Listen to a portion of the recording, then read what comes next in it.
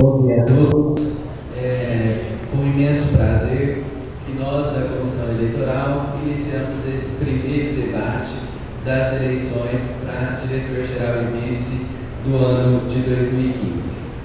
Antes de iniciarmos os debates, nós da Comissão Eleitoral optamos por usar esse espaço para esclarecer para os alunos algumas coisas a respeito do procedimento de votação. Só que antes de adentrar esse assunto especificamente, eu gostaria, primeiramente em meu nome e em nome da comissão, de agradecer a algumas pessoas que têm nos ajudado muito na condução desse processo. Gostaria de agradecer ao professor Leandro, que é o vice-presidente da Comissão Eleitoral, juntamente comigo, e a Marcela Matos, que é a servidora que está fazendo a estruturação dos trabalhos. Além disso, temos o Arley e o Maurício, que ficaram responsáveis pela elaboração do debate e das regras, e então, nosso agradecimento a eles. A Mônica, que trabalha na comunicação da instituição, e tem dado essa cara à campanha na internet. Os senhores têm acompanhado as campanhas e a maioria dos atos tem sido praticados por meio das redes sociais, em virtude do curto espaço de tempo para a realização da campanha. Por isso, nós, da Comissão Eleitoral, optamos, e já era algo que estava decidido, pela realização de um debate para que a comunidade acadêmica pudesse conhecer melhor as propostas de trabalho dos candidatos e conhecer também o próprio candidato, os candidatos.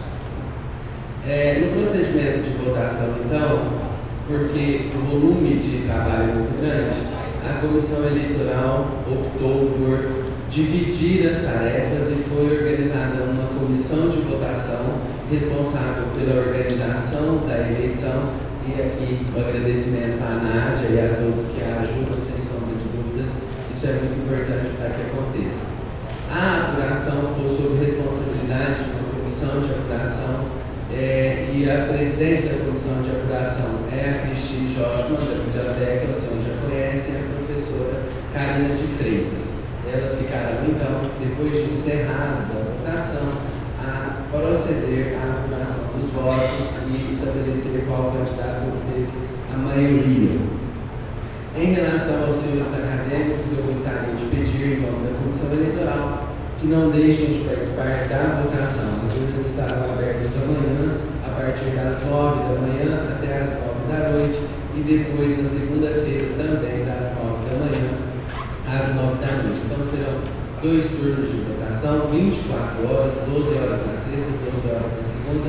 Então, eu acredito que isso seja suficiente para os senhores encontrarem nas agendas um momento oportuno para votar. Mas o mais importante é que escolha o seu candidato e exerça o direito à voto e a comunidade acadêmica tanto lutou para que fosse implementado aqui dentro. Sobre as regras do voto especificamente, que eu acho que é o que mais diz respeito aos acadêmicos, eu gostaria de fazer alguns esclarecimentos sobre as regras. Primeiro, serão considerados votos nulos aqueles que tiverem assinalados o nome dos 2 candidatos ou que estiverem rasurados ou com identificação do votante. Então, por favor, os senhores, no momento da votação, não procedam a nenhum tipo de identificação ou manifestação. No momento da eleição, os senhores somente votarão. As manifestações não devem ser transcritas para a cédula. Da mesma forma, o apontamento de 2 candidatos invalida o voto. Serão considerados votos em branco aqueles que não tiverem nenhuma marcação. No ato da constatação, a comissão de apuração deverá escrever com caneta vermelha as palavras em branco.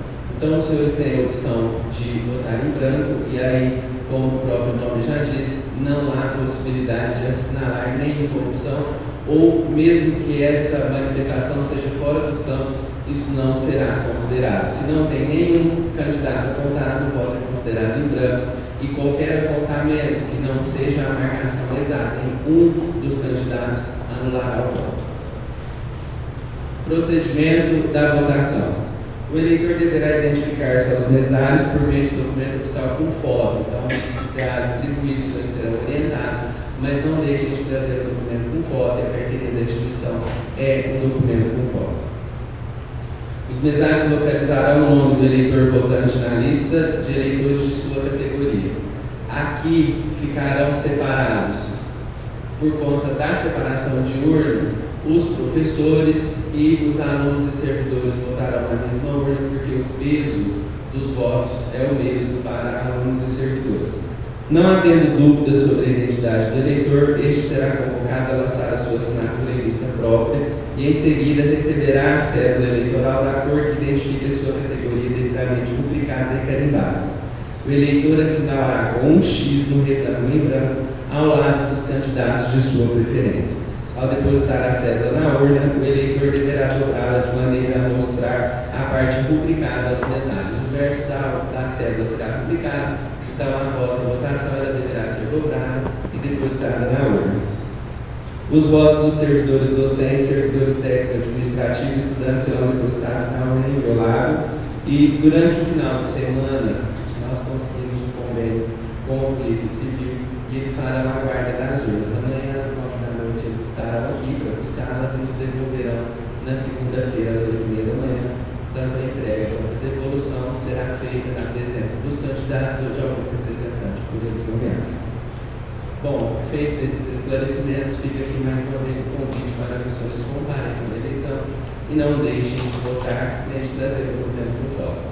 Para encerrar, eu gostaria de agradecer aos candidatos, tanto a primeira chapa quanto a segunda, pela oferta do nome e pelo interesse em dar continuidade a esse projeto da instituição. Então, em nome da comunidade acadêmica e de modo imparcial, eu gostaria de cumprimentar aos dois pelo esse ato tão importante que está acontecendo hoje na história da universidade. Os senhores não deixem de participar desse momento.